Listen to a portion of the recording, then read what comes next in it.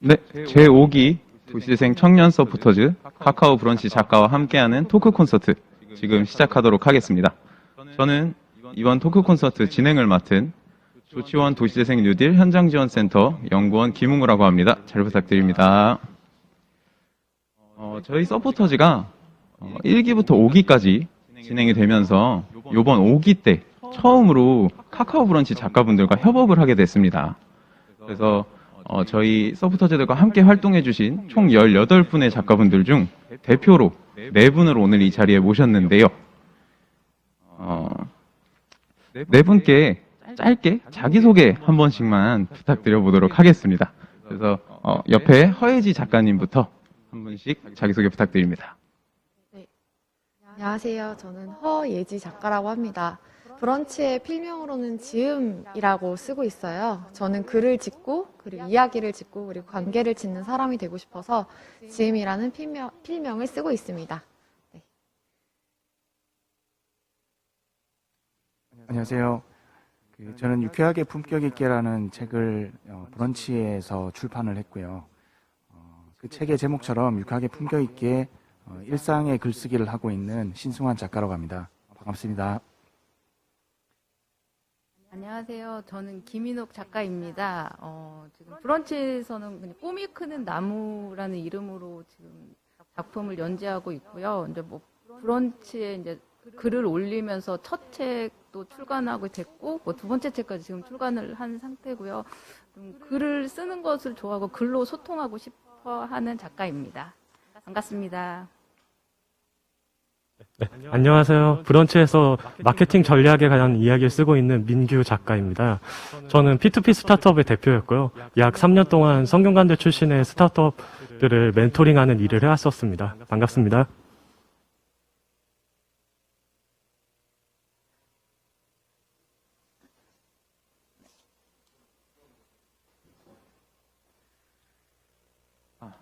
네, 감사합니다. 제가 이런 자리가 원래 이렇게 큰 자리가 아니었는데 굉장히 사이즈가 커졌어요. 그러다 보니까 제가 너무 긴장이 되는데 오늘 이렇게 대표 작가 4분 모셔보고 제가 잘 기대서 많은 얘기 나눠보도록 하겠습니다. 저희가 코로나19 확산 방지 위해서 마스크를 쓰고 진행하는 점 양해 부탁드리겠습니다. 저희가 날씨가 굉장히 추워졌죠. 네. 오늘 아마 조치원에 오시는 길이 힘드셨을 텐데 먼 걸음 해주신 작가분들께 다시 한번 감사의 말씀드립니다. 저희가 현장지원센터에서 작가분들께 이제 저희 조치원 도시재생 사업과 청년 서포터즈들의 활동에 대한 에세이 작성을 부탁드렸었는데 저희도 이제 처음 의뢰를 드리는 거다 보니까 작가분들께서도 조금 생소하셨을 것 같아요.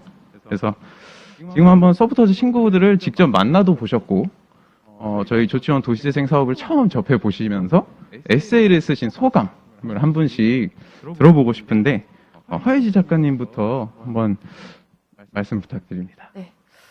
일단 저는 어떤 대화를 했었는지 좀 이야기를 드려야 될 것 같아요. 저는 이제 윤술 팀과 함께 활동을 진행을 했는데요. 여러 차례 만나면서 지금 우리에게 필요한 공간이 어떤 곳인지, 그리고 저희는 공간이 현재 코로나 때문에 어떻게 변화했는지에 대한 이야기를 많이 진행을 했어요. 저희 윤슬팀이 건축학도다 보니까 건축학에 대한 관심과 이해도가 높아서 그 방향으로 많은 대화와 질문들을 했었는데 저는 그 반대로 커뮤니티와 모임에 관심이 있는 작가다 보니 친구들에게 관계를 어떻게 형성해야 하는지, 커뮤니티를 어떻게 만들어야 되는지에 대한 이야기를 많이 했던 것 같아요. 근데 결과적으로 보면 저희의 대화의 주제는 본질적으로는 관계와 주민 공동체를 어떻게 만들 수 있을까에 대한 고민들을 많이 진행을 했었고요. 그래서 첫 번째로 저희가 대화했던 것들은 좀 지금 우리에게 필요한 공간은 무엇일까에 대해서 좀 많이 생각을 해봤습니다. 그래서 코로나로 인해서 사실 저는 오늘 이 자리가 다 같이 함께 모여서 대화하는 자리가 됐으면 좋겠다라는 생각을 참 많이 했었는데 코로나 때문에 이렇게 대규모 모임이 불가능해지면서 좀 우리가 멀리 이렇게 온라인으로 만나게 됐잖아요. 그럼에도 불구하고 이렇게 하는 이유는 사람들의 기본적인 욕구는 그대로 있다라는 이야기를 했었어요. 그래서 문화생활을 하고 싶은 사람들도 많고 취미를 함께 취향을 공유하고 싶은 사람들이 많다는 점을 저희는 대화를 했었고, 그를 통해서 좀 취향 공동체는 여전히 강해질 것이고, 그리고 우리가 더 색다른 공간을 찾아다니지 않을까라는 이야기를 많이 했었습니다. 그래서 윤슬팀과는 좀 유휴 공간과 또 색다른 공간들을 어떻게 활용할 수 있을지에 대한 대화와 토론을 많이 진행을 했었고요. 그리고 두 번째로는 코로나 때문에 저희는 공간이 분리되지 않는 것에 대해서 되게 많이 고민을 했던 것 같아요. 일단은 회사와 집, 그리고 일하는 공간과 집이 분리되어야지 나의 일의 효율과 능률이 오른다고 이야기를 했었는데, 코로나 때문에 공간의 목적과 어떤 목적 자체가 애매해지면서 개인적으로 일에 집중할 수 있는 시간이 많이 줄어들지 않았나라는 이야기를 많이 했던 것 같습니다. 그래서 사실 우리 이후에 이제 코로나 이후에는 어떻게 사적인 공간을 더 만들어야 할지에 대한 고민을 윤슬팀과 많이 진행을 했었고요. 그래서 그 활동과 이야기를 토대로 윤슬팀이 오늘은 좀 발표를 잘 했을 거라고 저는 생각을 합니다. 네, 감사합니다. 저도 이제 하이즈 작가님이 윤슬팀 친구들을 만날 때 같이 그 자리에 있었는데, 제가 이제 뭔가 중간에 끼어들기가 어려울 정도로 굉장히 이제 화기애애하게 얘기를 나눴던 모습이 기억이 납니다. 네, 감사합니다. 그럼 다음 또 신승환 작가님께도 한번 말씀 부탁드려보겠습니다. 네, 저도 지금 오늘 조치원은 두 번째 방문이고요. 지금 친구들과는 세 번을 만났던 것 같아요. 첫 번째는 이제 비대면으로 오늘과 같이 화상 미팅을 통해서 첫 번째 대면을 했었고, 그때 이제 처음 만났을 때부터 이름을 도도한 공공팀이라고 죄송합니다. 그 도도한 공공팀이라고 이제 이름을 지었는데, 그 우리 친구들은 다 00년생이라서 이름을 공공으로 지었던 것 같고, 그 공공이라는 얘기를 들으면서 이제 생각했던 것이, 청춘의 때에 정말 중요한 그런 고민들을 할 수 있다는 것이 얼마나 값진 일인가, 이런 출발부터 시작했던 것 같습니다.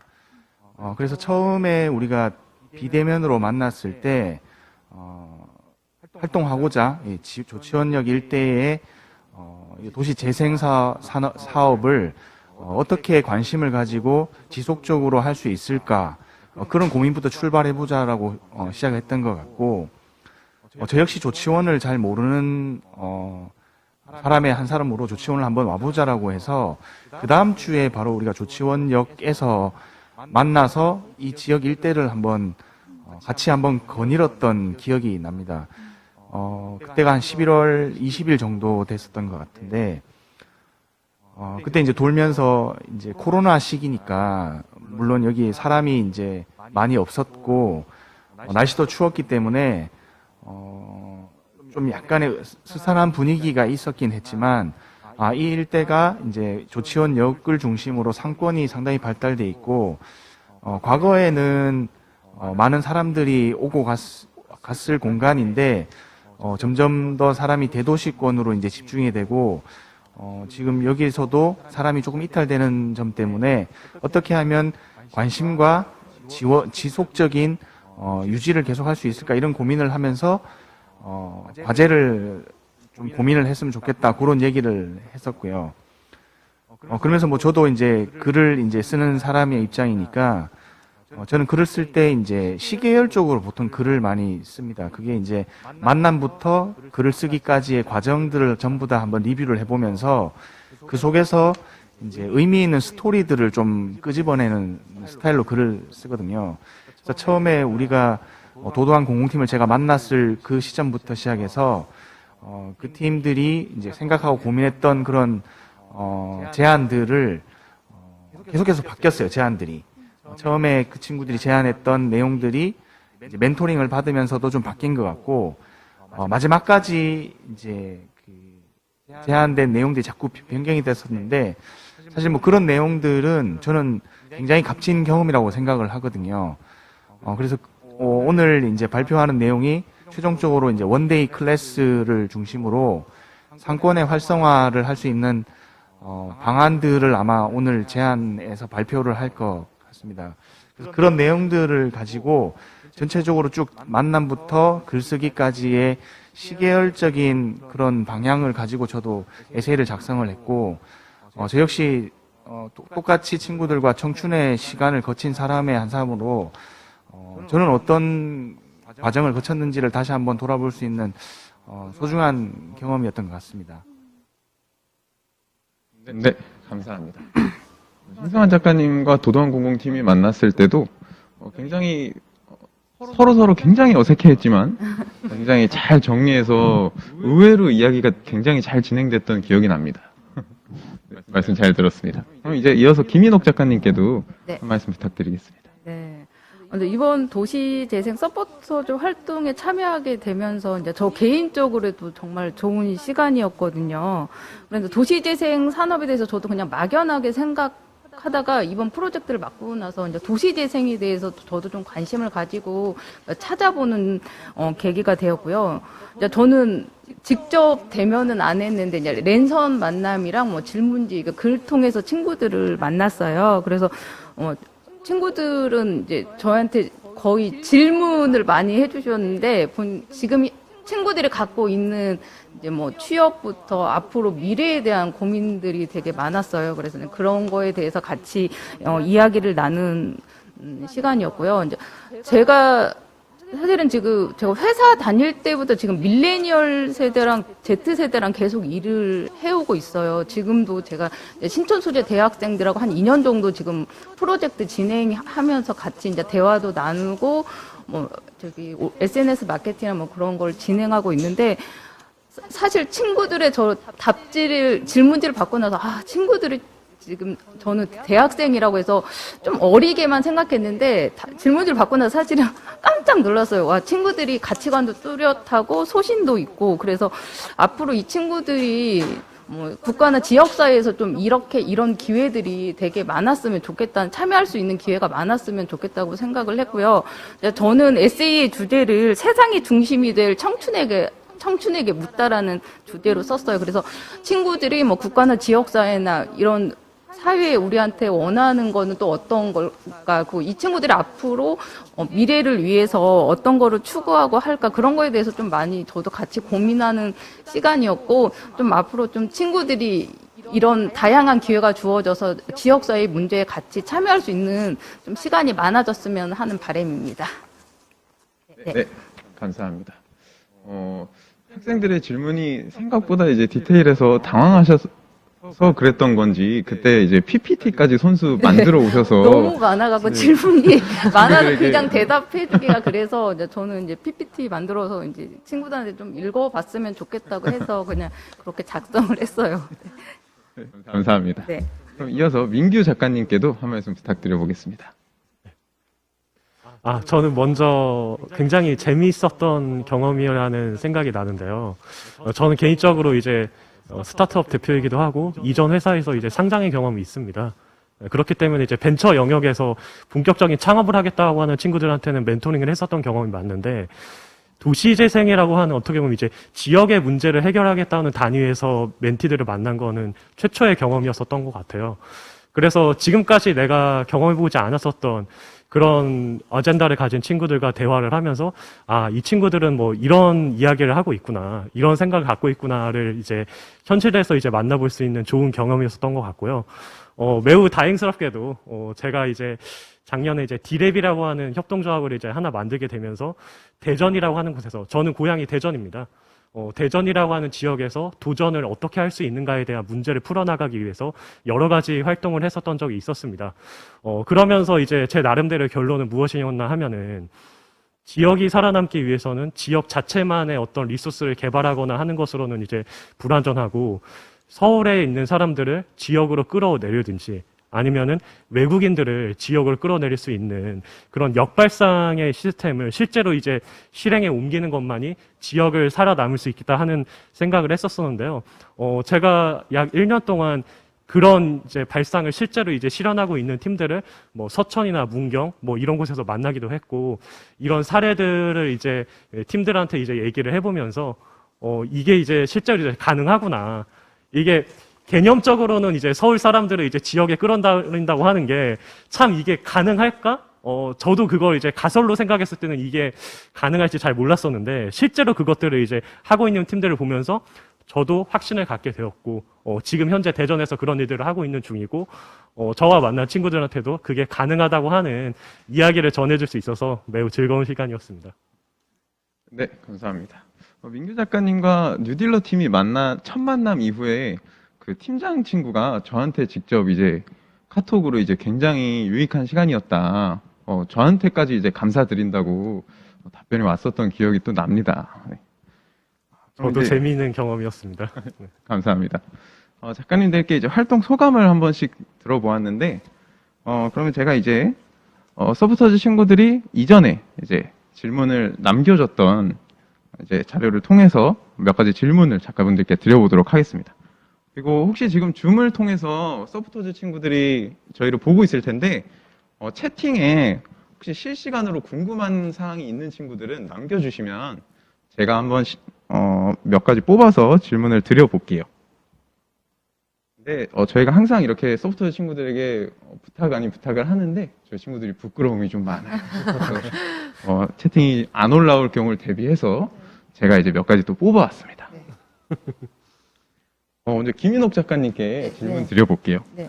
시를 쓰신다고 하시던데 네. 혹시 가장 좋아하는 시와 네. 직접 쓰셨던 시를 한번 들려주실 수 있을까요? 근데 시는 이제 제가 어느 순간에 제가 어렸을 때부터 청소년 시절부터 뭐 저기 서점에 쪼그리고 앉아서 시집 읽고 그랬던 적이 있었거든요. 근데 지금 사회에 나오고 직장 생활을 하다 보니까 어느 순간에는 뭐 문학하고 좀 멀어졌는데 나이를 먹고 나서 이제 그 꿈이 이제 제가 글 쓰는 걸 좋아한다는 걸 그때 알았어요. 그래서 뭐 글도 쓰고 시도 쓰고 그러긴 한데 지금 제가 제일 아마 저기 읽어드릴 외우지를 못하는데 어떻게 하지? 제가 나는 내가 가장 어렵다라는 시인데요. 잠시만 시간 주시면 제가 바로 할게. 다른 분들 먼저 질문해 주시면 네. 제가 찾아서 바로 읽어요. 그럼 제가 다른 작가분들께 질문을 또 드려보도록 하겠습니다. 민규 작가님께 한번 질문을 드려볼게요. 네. 혹시 이제 브런치에 글을 계속 이제 쓰고 계신데 쓰실 때 평소 일상생활을 하실 때 쓰는 언어랑 글을 쓰실 때 언어가 온도 차이가 있을까요? 네, 있죠. 어떤 차이가 있는지 한번 설명을 해주실 수 있을까요? 뭐 크게는 뭐 이제 존댓말로 쓰느냐 아니면 반말로 쓰느냐 뭐 그것도 아니면은 이제 길게 쓰느냐 아니면 이제 온라인 그러니까 모바일에서 소비될 수 있도록 이제 단편적으로 쓰느냐 뭐 패턴은 여러 가지가 될 수 있을 것 같은데요. 저는 페르소나의 문제라고 생각합니다. 제가 이제 브런치를 아주 초창기에 활동을 했었기 때문에 브런치에서 글을 쓰면서 몇 가지 이제 그러니까 저는 민규라고 하는 사람이지만 몇 가지 페르소나가 있어요. 예. 어떤 이제 벤처 창업가로서의 일단 제 자아가 있는 거고, 그리고 제가 이제 학교에서 부탁을 받아서 성대에서 꽤 오랫동안 멘토링을 했었기 때문에 약간 선생님 같은, 선배 같은, 형 같은 이미지의 사람이 있는 거고, 그것도 아니면 이제 그 로컬에서 이제 제 고향인 이제 대전에서 이곳에서 무슨 도전을 할 수 있는가. 그래도 한번 이건 해봐야 되지 않겠나. 뭔가 어떤 불가능에 도전하는 약간 좀 무식한 형태의 이런 제가 있는 거고, 어떤 페르소나에 따라서 어떤 아젠다를 갖고 주제를 쓰느냐에 따라서 뭔가 이제 좀 이제 결과값은 좀 다르게 나와지 않았나 하는 생각이 듭니다. 감사드립니다. 혹시 김인옥 네, 작가님, 네. 이어서 시에 대한 질문 네. 답변 들어보겠습니다. 저 안도현 시인도 좋아하고 다시는 자주 읽는데요. 이제 저도 여기 청년들처럼 저도 항상 고민을 해요. 중년이 돼서도 계속 고민은 끊임없이 하게 되는데 제가 우연히 길 가다가 이제 생각나서 길에서 적었던 시거든요. 나는 내가 어렵다라는 제목인데 나는 아직 풀지 못한 문제가 있다. 공식이 따로 있는 것도 아니다. 가끔 주변에서 힌트를 주지만 그 힌트가 문제를 더욱 어렵게 만든다. 하늘을 유유자적 떠도는 구름을 보며 코끝을 스치는 바람의 숨소리를 느끼며 가는 길 멈춰 서서 두 눈 감고 내게 주어진 인생 문제를 되뇌어 본다. 문득 스치는 생각에 눈물을 흘리고 지난 추억 생각하며 웃음 짓고 아직은 더 성장해야 할 바보 어른 나는 내가 가장 어렵다. 근데 저도 항상 제가 어려워서 항상 저에 대해서 많이 생각을 하거든요. 그래서 앞으로 나의 진로에 대해서도 뭐 지금도 청년들이 제일 많이 고민하는 게 진로 문제더라고요. 저도 그 질문을 계속 많이 받았는데 아직은 어리고 가능성이 많은 친구니까 자기의 인생에 대해서 자주 사색하고 그런 시간을 많이 가져봤으면 좋겠어요. 네. 오, 네. 갑자기 기분이 굉장히 센치해지는 느낌. 그러면 요 센치해진 감정에 이어서 제가 또 허혜지 작가님의 그 지음이라는 필명이 굉장히 그 뜻이 인상 깊었던 기억이 있는데 그 필명의 뜻에 대해서 한번 질문을 드려보겠습니다. 일단 지음이라고 아까도 간단하게 소개를 드렸지만 저는 좀 글을 짓는 사람이 처음의 시작이었지만 제가 글을 짓다 보니 제가 글을 쓰는 내용들이 대부분 패턴이 관계에 대한 이야기들이 많더라고요. 그래서 나는 관계를 맺는 걸 좋아하고 관계에 대해서 글을 쓰는 걸 좋아하는 사람이구나를 시작으로 저는 어떻게 하다 보니 또 관계를 짓는 사람이 됐어요. 그래서 지금 저는 그 사람들과 함께 청년들에게 멘토링을 진행을 해주고 있는데 청년들이 어떤 프로젝트, 어떤 사업들을 잘 진행할 수 있도록 1년 동안 도와주는 멘토링을 하면서 나는 처음에는 글을 짓는 사람, 두 번째로는 나의 이야기를 짓는 사람, 세 번째로는 나는 관계를 짓는 사람이 됐구나라는 생각이 돼서 이렇게 필명이 지음이라고 짓게 됐고 저는 이제 또 공간을 짓는 사람이 되고 있어요. 그래서 그 지역 안에서 공간을 짓기도 하고 그리고 지역의 이야기를 또 확장시키는 사람이 되고 싶어서 네, 필명을 열심히 지음이라고 이야기를 하고 다니고 있습니다. 네, 감사합니다. 그리고 신승환 작가님께도 한번 질문 드려보도록 하겠습니다. 작가님 글을 쓰실 때 뭐 원동력이나 뭐 글을 쓰는데 얻는 영감이랄까요? 뭐 작가님만의 소확행 같은 게 있다면 어떤 게 있을까요? 뭐 보통 이제 본인의 관심 분야가 사실 글로 나오기 마련이거든요. 누구나 마찬가지겠지만. 그래서 저도 주로 관심 분야가 사실은 뭐 제 전공 분야부터 출발을 했던 것 같아요. 저는 사회과학을 전공을 해서 좀 사회의 문제들에 좀 관심이 많아서 그 관심부터 출발을 했던 것 같고, 지금은 이제 뭐 결혼을 하고 이제 자녀들을 저도 이제 아기들을 키우다 보니까 이제 자연스럽게 자녀 교육 문제, 그다음에 어떤 쪽에서 교육을 시켜야 되나 부동산 문제, 뭐 이런 문제까지 조금 고민을 가지고 있고 그런 거를 이제 되돌아봤을 때 본인의 관심 분야가 가장 글쓰기에 좋은 부분이 아닌가. 그래서 뭐 일상의 글쓰기를 사실은 하고 있는 것 같습니다. 감사합니다. 한 가지 더 질문을 드려볼게요.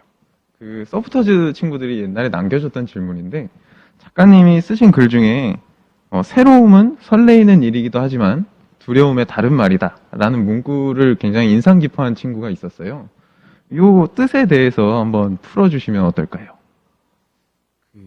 이제 보통 설레임이라는 게 이제 누구를 처음 만나거나 아니면 어떤 일을 처음 시작할 때의 그 설레임을 우리가 많이 기억을 하고 그것을 오랫동안 간직을 하는 게 있는데 사실 뭐 누구를 이제 처음 만난다고 이제 생각했을 때 굉장히 설레이지만 그 반대편에는 혹시 나랑 맞지 않으면 어떨까 하는 두려움도 사실은 이제 그 동전의 양면처럼 있다고 저는 생각을 합니다. 그래서 우리가 어떤 일을 처음 시작하거나 누구를 처음 만날 때 굉장히 기쁘고 설레지만 그 한편으로는 두렵기도 하고 내가 과연 잘할 수 있을까? 나하고 잘 맞을까? 이런 두려움이 사실은 공존하고 있어서 사실 이게 나이가 들수록 이제 좀 주저하게 되는 게 있더라고요. 이제 처음에 이제 어렸을 때의 그런 도전 정신보다는 조금 더 주저하게 되고 좀 멈칫하게 되는 그런 게 있어서 그때 글을 이제 썼던 것 같아요. 그래서 설레임과 두려움은 이제 같은 말이구나라는 것을 그 글을 통해서 썼던 것 같습니다. 감사합니다. 그러면 저희가 슬슬 친구들이 아마 실시간 채팅으로 남겨주는 질문은 저희가 끝나기 전에 약간 막간의 시간을 이용해서 질문을 드려보도록 하고, 제가 마지막 질문을, 공식적인 마지막 질문을 드려볼까 하는데, 오늘 굉장히 날씨도 춥고, 작가님들이 제가 알기로는 이제 민규 작가님, 대전에 계신 민규 작가님을 제외하고는 전부 좀 멀리서 오셨잖아요. 오늘 조치원을 처음 이제 찾아오시는 길이 어땠는지 한 분씩 짧게 들어보고 싶습니다. 허희 작가님부터 순서대로 부탁드립니다. 일단 엄청 복잡했어요. 엄청 복잡했고, 이 길이 어르신들이 너무 위험하게 차도와 길이 분리되어 있지가 않아서 어르신들이 너무 위험하게 다니시는 모습이 좀 많이 안타까웠고, 그리고 이 교통을 어떻게 풀 수 있을까에 대한 고민을 했던 것 같아요, 저는. 그래서 이 도시가 복잡복잡하고 여러 가지 이야기들이 많을 것 같은데, 이러한 이야기들을 좀 풀어보고 싶다는 생각을 하기도 했었습니다. 네. 저는 처음에 조치원 올 때는 이제 차를 가지고 왔었습니다. 제가 차를 몰고 왔었는데, 이제 내려올 때는 그렇게 멀지 않았어요. 제가 사는 곳이 지금 일산이거든요. 일산에서 조치원까지 한 130km 정도 거리가 되는데요. 보통 이제 130km 정도면 한 1시간 반 정도 시간이 이제 소요가 되는데, 여기서 이제 그 친구들하고 만남을 하고 이제 올라가는 길이 이제 일요일 저녁이었는데 3시간 걸렸어요. 저희 집까지. 너무 많이 막히는 거예요. 뭐 경부고속도로가 이제 주말에 이제 어디 나들이 갔다가 이제 서울로 복귀하는 차들이 많아서 그런지 너무 막혀서 오늘은 이제 열차를 타고 왔거든요. 열차를 타니까 이제 뭐 오늘 이제 왔다 갔다 열차로 이제 왕복 3시간 정도 하면 이제 제가 사는 곳까지 왔다 갔다 할 수 있어서 오는 길에 이제 오는 열차가 이제 새마을호, ITX 새마을호였는데 바깥 풍경도 보고 여러 가지 생각들도 할 수 있어서 참 좋았던 것 같습니다. 네, 저도 아까 허예지 작가님이 얘기하신 것처럼 이제 차를 가지고 왔는데, 사실 여기 조치원 시내 들어와서 너무 복잡해서 혹시 뭐 옆에 진짜 어르신들이 막 지나가고 막 불법 주차 많이 되어 있어서 이런 부분이 조금 개선이 필요하지 않을까, 앞으로 좀 도시가 조금 정비가 됐으면 좋겠다는, 좀 이번에 도시재생 프로젝트 진행하면서 좀 이런 부분도 많이 좋아질 것 같다는 생각이 들었고요. 다음에 올 때 만약 오게 된다면 열차를 이용해야겠다는 생각을 했어요, 저도. 네. 네. 저는 이제 개인적으로 사촌 동생이 여기 인근에 학교를 다니고 있었기 때문에 조치원에 몇 번 왔었던 적이 있습니다. 그래서 뭐 조치원에 오는 게 뭐 특별한 경험이었다기보다는 이번에는 이제 일적인 단위로 조치원에 방문을 했기 때문에 조치원의 특산물이나 조치원의 어떤 지리적 환경, 그리고 조치원이 이제 도시재생의 단위에서 이제 어느 정도까지 갈 수 있을까에 대한 고민을 하게 되었는데요. 일단 뭐 교통이 불편하다고는 하지만 저는 원래 제 이제 회사가 이제 양재역에 있었기 때문에 그 양재역 앞에 그 교통을 생각해 보면은 정말 매우 좋은 편입니다. 저는 요즘 대전에서 살면서 이렇게 차가 없고 이렇게 살기 좋은 도시가 또 있을까 하는 생각을 항상 하면서 살고 있기 때문에 개인적으로는 그렇게 이제 불편하다는 생각을 하지 않았고, 뭐 대중교통과 관련해서도 뭐 바로 옆에 조치원역이 있더라고요. 일단 역이 있다고 하는 거는 굉장히 큰 장점이기 때문에 제가 최근에 이제 문경을 갔다 왔었었는데, 문경이 앞으로 주목받는 이유 중에 하나가 그쪽에 이제 KTX 역이 이제 새롭게 이제 생기려고 예정이라고 합니다. 그 역 하나로 인해서 이제 이 지역이 이제 어느 정도까지 이제 발전할 수 있느냐가 매우 중요하다고 생각하기 때문에 저는 그런 면에서 뭐 육상교통, 그리고 뭐 청주에 있는 공항도 뭐 그렇게 이제 멀지 않고 뭐 모든 측면에서 조치원이라고 하는 쪽이 어떤 지역의 문제를 해결하는 뭐 새로운 곳으로 이제 발돋움할 수 있지 않을까 하고, 끝나면은 이 일대를 돌아다니면서 구경을 좀 해봐야겠다는 생각으로 오게 됐습니다. 네, 감사합니다. 지금 아마 동시에 진행되고 있던 주민청년 포럼 시상식이 끝나면서 저희 소프트웨어 친구들이 다시 이제 저희 토크 콘서트를 시청하고 계실 것 같은데, 다시 한번 말씀드리겠습니다. 저희 줌에 실시간 채팅으로 작가님들께 궁금한 점, 아니면 이제 소프트웨어 친구들이 개인적인 고민이나 이런 거를 이제 편하게 남겨주시면 이제 인생 선배님들에게 조언을 구한다는 느낌으로 그러면 저희가 이제 토크 콘서트 끝나기 전에 막간의 시간을 이용하여 답변을 드리도록 하겠습니다. 실시간 채팅에 많은 질문 남겨주세요. 저희가 작가님들께 이제 조치원을 오늘 찾아오신 소감을 한번 들어봤습니다. 근데, 많이 나왔던 이야기가 이제 도시재생적인 관점에서 아마 이제 일적으로 그리고 보게 되신 것 같아요. 오시는 길에. 근데 아마 저희가 이번 오기 서포터즈가 전국에서 대학생들이 모이다 보니까 활동을 하면서 조치원을 이제 친구들도 작가님들과 비슷하게 생소하지만 내가 여기에 뭘 바꿀 수 있을까 이런 마음가짐으로 많이 찾았을 것 같아요. 근데 아마 그 친구들이 저희 서포터즈에 지원한 게 뭐 취업난의 대외 활동을 위해서 아니면 뭐 관련 학과에 도시재생에 대한 관심이 생겨서 여러 가지 이유로 지원을 해줬던 것 같은데 아마 저희가 6주 정도의 아주 짧은 기간 동안 친구들이 굉장히 열심히 활동을 해줬습니다. 굉장히 고맙고요. 이 서포터즈 외에도 아마 친구들은 학교 생활 아니면 뭐 취업 준비 굉장히 치열하게 살아가고 있을 것 같아요. 그래서 작가님들께 이 서포터즈들 지금 이 힘든 시기를 살아가고 있는 청년들에게 해주고 싶은 말씀들을 한 번씩 들어보고 싶습니다. 그리고 제가 이제 이 토크 콘서트가 시작하기 전에 작가님들께 이제 청년들에게 추천해주고 싶은 책을 한 권씩 받았습니다. 그게 제가 여기에 이제 표지만 인쇄해서 이제 가지고 있는데 요 추천해주고 싶은 책 그 이유와 이제 청년들에게 해주고 싶은 말을 함께 한 분씩 청해 보도록 하겠습니다. 지금 제가 첫 번째로 들고 있는 게 기획은 이 형식이다 라는 책인데 아마 신성환 작가님께서 추천해 주신 책이었죠. 그래서 신성환 작가님께 처음 일단 질문을 드려보겠습니다. 네, 제가 오늘 책을 2권을 들고 왔어요. 2권 들고 온 게 아까 우리 김웅우 연구원님께서 말씀해 주신 기획은 이 형식이다라는 남충식 광고 카피라이터가 쓴 책이거든요. 굉장히 심플하면서도 우리 이제 대학교를 졸업하는 친구들이 이제 회사나 직장 생활을 시작하기에 앞서 어떻게 생각을 해야 되고 그 생각한 거를 어떻게 실행에 옮기는가를 굉장히 심플하면서도 깊이 있게 다룬 책이라고 해서 제가 추천을 하는 거고요. 아시겠지만 광고 카피라이터는 보통 굉장히 임팩트 있게 짧고도 임팩트 있는 뭐 영상이나 글을 대중들에게 이제 알리는 그런 이제 직무라고 할 수 있고 직업이라고 할 수 있는데 아마 거기에 시작하는 쪽에 있는 분이나 일을 하면서 기획이란 무엇인가, 기획을 어떻게 해야 되는가를 충분히 설명할 수 있는 책이라서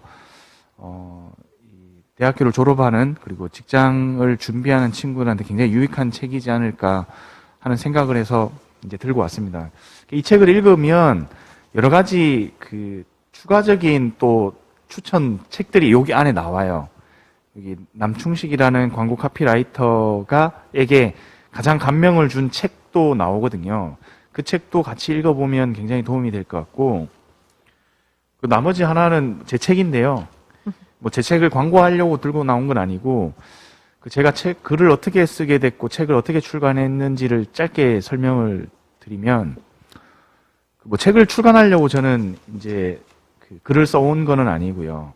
일단, 글을 굉장히 10년 전부터 제 일상들을 그냥 녹여서 글을 쓰기 시작을 했고, 그게 우연찮게도, 뭐 잡지사에서 이제 정기 기고 요청이 와서 그때부터 이제 꾸준하게 한 주제를 가지고 그걸 한 10년 정도 썼습니다. 그 글들을, 사실은 브런치에도 이제 옮기는 작업들을 하면서 이제 계속해서 업데이트해 나가다가, 우연한 기회에 브런치에서 책을 출간해 주겠다라고 하는 그런 제안을 받아서 이제 출간을 하게 됐고, 한 10년간 글을 쓰다 보니까 글의 양이 상당히 많이 축적이 돼 있더라고요. 그래서 한 권으로 출간하기 좀 어려울 것 같아서 2권으로 나눠서 일단 출간을 했고, 그러면서 이제 제가 오늘 친구들한테 드리고 싶은 말씀은, 자기가 하는 일에 시간과 정성과 노력을 기울이면 사실 못할 것이 없다라는 말과 함께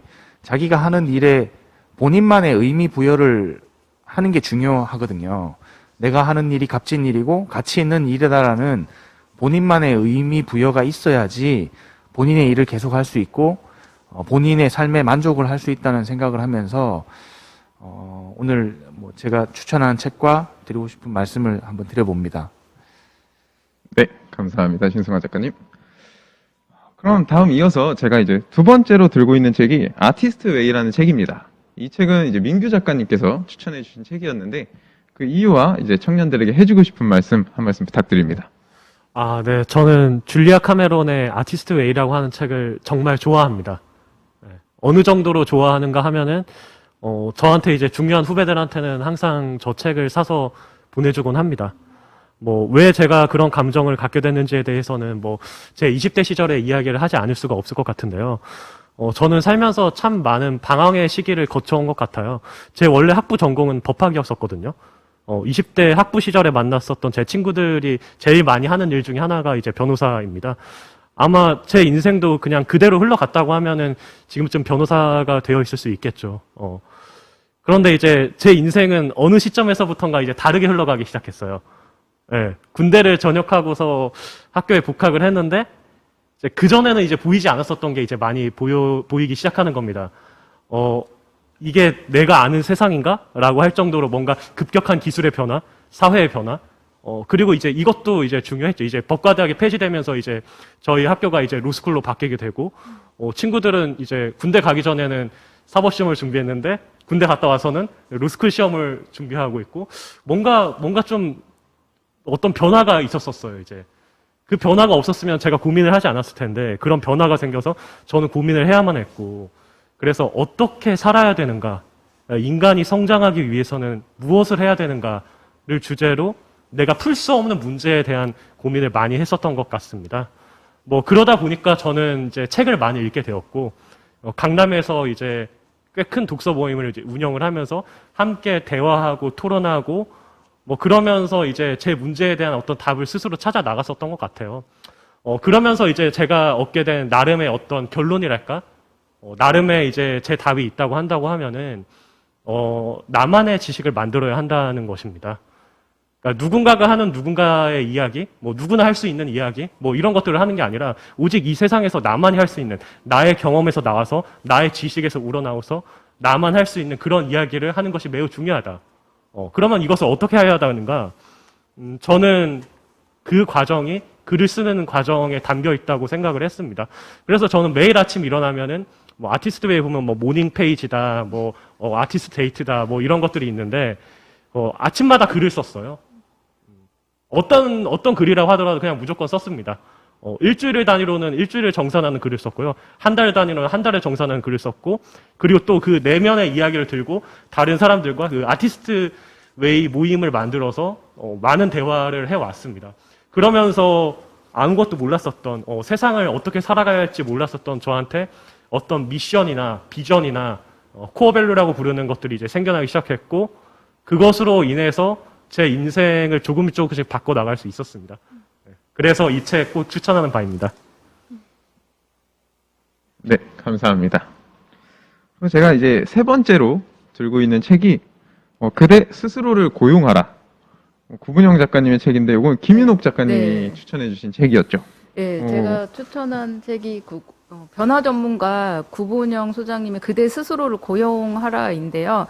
이제 이 책의 요점이 그러니까 누구나 타고난 재능은 가지고 있는데 이제 평범한 사람이 자신의 재능을 발견하고 개발하면서 스스로 이제 경제적 가치과 삶의 질을 업그레이드 시키면서 자기 혁명 방안을 이렇게 제시해주고 있는 책이에요. 근데 이 책을 저도 몇 년 전에 접했는데 제가 이제 15년 정도 직장 생활을 한 직장에서 계속 생활하다가 어느 순간에 이제 매너리즘에 빠지더라고요. 그래서 그때 읽었던 책이 이 책인데, 이렇게 살면 안 되겠구나. 나도 좀 뭔가에 대한 변화가 필요하다는 생각을 했었고, 그때 제가 이제 목표가 하나 생겼던 게, 신입부터 내가 지금 팀장 이 자리까지 있었던 이야기를 한번 책으로 글로 남겨야겠다는 생각에서 이제 제가 브런치에 또 글도 올리고 평소에 이제 글 쓰는 걸 좋아해서 계속 글을 메모해뒀던 거를 해서 이제 브런치에 글을 올려서 이제 저 책 첫 책이 나왔어요. 나는 삼성보다 작은 회사가 좋다. 그래서 그 책 다음으로 했던 게 이제 제가 또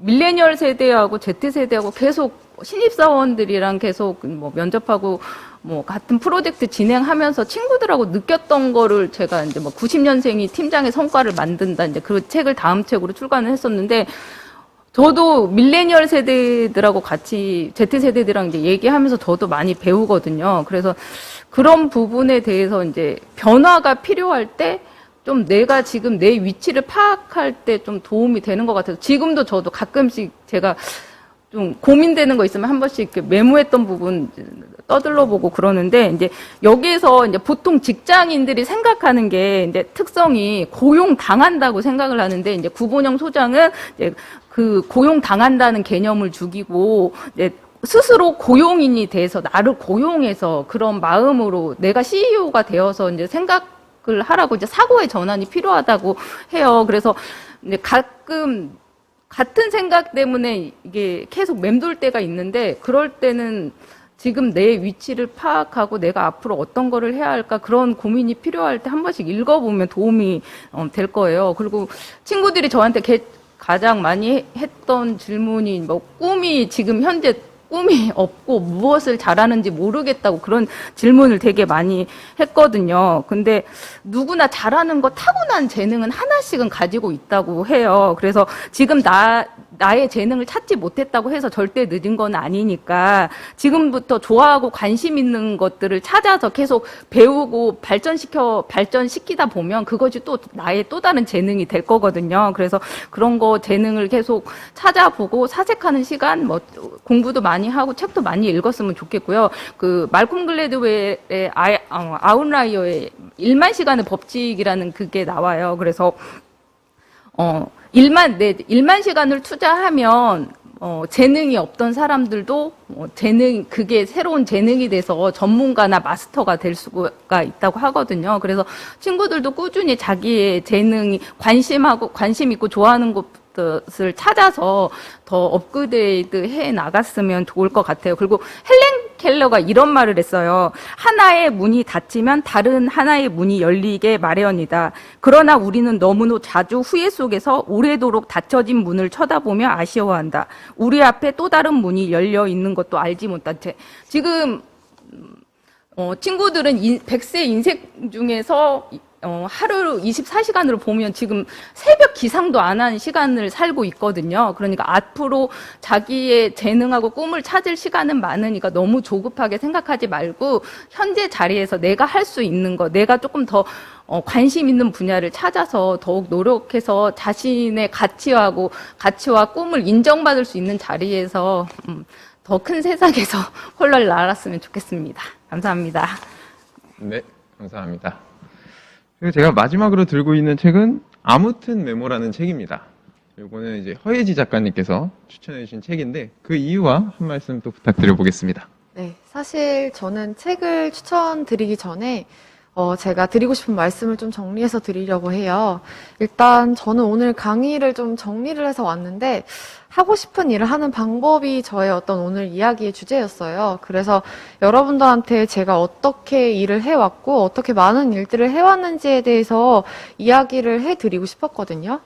사실 저는 좀 작가이자 또 대표이자 그리고 기획자이자 강연자로 살고 있어요. 근데 그래서 어떤 사람들은 저를 엔잡러라고 부르기도 하는데 이렇게 많은 일을 할 수 있었던 이유는 저는 하고 싶은 일을 찾아서 지속적으로 시도하는 사람이었기 때문이라고 생각이 들어요. 그래서 저는 오늘 얘기를 좀 정리를 하면서 앞에 이야기가 많이 연결이 되기는 하는데 청년들이 지금 제일 하고 있는 고민은 내가 어떤 일을 해야 하는지 혹은 무슨 일을 좋아하는지에 대해서 잘 모른다는 거라고 생각이 들어요. 물론 자기의 경험을 나의 것으로 만드는 것도 중요하지만 내가 어떤 일을 해야 할지 모를 때 우리는 어떻게 해야 할까에 대해서 저는 좀 방법을 말씀을 드리고 싶습니다. 저는 사실 첫 번째로는 저는 하고 싶은 일이 정말 많은 사람이었어요. 그러다 보니까 내가 어떤 사람을 좋아하는지를 먼저 찾아보기 시작했습니다. 제가 좀 존경하는 사람, 그리고 혹은 내가 좀 갈망하는 사람, 선망하는 사람들이 누구인지 한번 주변을 둘러보기 시작했어요. 그러다 보니까 그 사람들이 하고 있는 이야기, 대화, 그리고 어떤 다양한 손짓과 말짓, 이런 것들까지 제가 조금 체득을 하면서, 아, 이 사람에게서 나는 이런 것들을 배울 수 있겠다라는 생각을 했던 것 같아요. 두 번째로는 내가 정말 무엇을 하는 게 즐거운지에 대해서 다시 한번 생각을 해보셨으면 좋겠어요. 지금 평상시에 내가 하고 있는 것, 정말 사소한 것도 좋다고 생각이 들어요. 내가 무엇을 하는 게 즐거운지 한번 고민을 해보셨으면 좋겠고, 세 번째로는 정말 지금 내가 하고 있는 것과 그리고 하고 있는 것을 지속하는 이유에 대해서 한번 생각해 보셨으면 좋겠습니다. 실제로 내가 이걸 왜 하고 있는지, 억지로 하고 있는 건 아닌지, 그리고 억지로 하는 이유는 무엇인지도 한번 고민해 보셨으면 좋겠고요. 그게 아니라고 한다면 내가 이걸 지속하는 이유와 그리고 원동력을 한번 찾아보셨으면 좋겠어요. 이 과정을 통해서 저는 내 삶의 목표와 방향을 찾는 게 우선순위가 아닐까라는 생각을 했어요. 그래서 여러분들이 꼭 이 과정을 통해서 여러분들의 가치관과 방향을 설정해 주셨으면 좋겠다라는 생각을 했습니다. 사실 저는 이 프리랜서와 대표 생활을 하기 전에 회사 생활을 6년 정도 했어요. 물론 앞에 계신 선배님들에 비해서는 많이 부족하긴 하지만 그때 하면서 사실 전 지금의 즐거움에 비하면 그때의 행복은 아무것도 아니라는 생각이 많이 듭니다.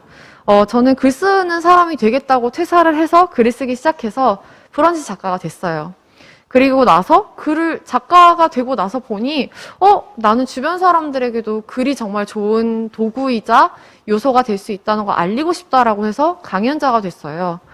강연을 하다 보니까 더 많은 사람들에게 하고 싶은 일을 할 수 있도록 도와주는 사람이 되고 싶다라고 해서 멘토링을 하게 됐어요.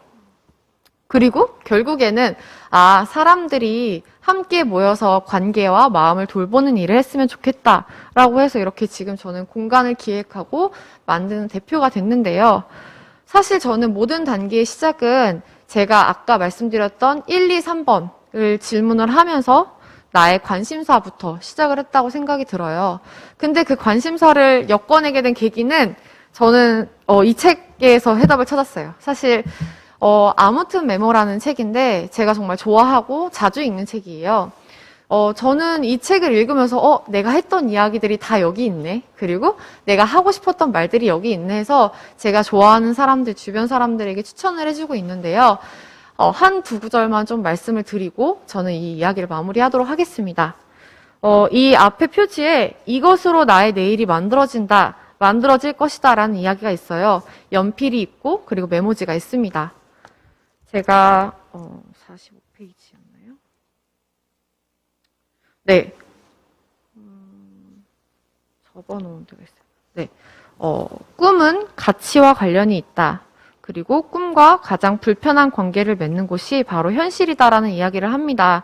어떤 사람이 멈추지 않고 계속 앞으로 나아갔다면 그것은 꿈 혹은 진실 때문일 것이다. 꿈은 우리들이 삶을 포기하지 않고 살아내도록 도와준다. 이런 이야기가 있습니다. 그리고 제가 마지막으로 들려드리고 싶은 이야기는 잠시만요.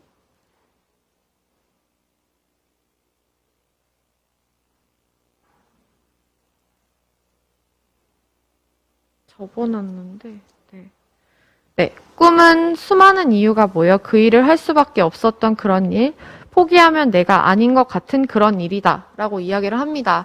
여러분들이 꼭 꿈을 찾으셔서 내가 좋아하는 일을 할 수 있게, 그리고 하고 싶은 일을 지속적으로 하시는 분들이 됐으면 좋겠습니다. 네, 감사드립니다. 제가 이 네 분의 작가님을 섭외할 때 그 청년들에게 이제 해주고 싶은 말씀, 응원의 말씀을 해주시면 좋을 것 같다라고 굉장히 간단하게 질문을 드렸는데, 오늘 이제 말씀해 주시는 걸 들어보니까 굉장히 진심 어리게 많은 준비를 해주신 것 같습니다. 그래서 작가님들의 메시지가 친구들에게 잘 전달이 되길 바랍니다. 제가 아까 이제 실시간 채팅으로 서포터 친구들에게 질문을 남겨달라고 했는데 날씨가 너무 추워서 그런지 채팅창이 언 것 같아요. 제가 대표로 마지막 질문을 드려보도록 하겠습니다. 저희가 1기부터 5기까지 서포터즈를 진행했고, 그럼 아마 내년도에는 6기, 7기가 진행이 될 것 같습니다. 이번 5기 때 함께 해주신 작가 네 분이 6기, 7기 때도 함께 해주실 의향이 있는지 여쭤보고 싶네요. 네, 있습니다. 이승환 작가님도 네네. 김인옥 작가님 네, 네. 괜찮으세요? 민규 작가님은 아이고 저는 뭐 집이 대전입니다. 아유, 감사합니다. 친구들 들으셨죠? 5기에 만약 뭐 우수팀이 선정이 되지 않았더라도 아쉬워하지 말고 6기, 7기에도 또 지원해 주셔서 여기 있는 작가님들과 또 함께 활동해 주시기 바라겠습니다. 저희가 1시간 정도 이제 얘기를 계속 나눠봤는데, 여기서 이제 토크 콘서트를 마무리를 지을까 합니다.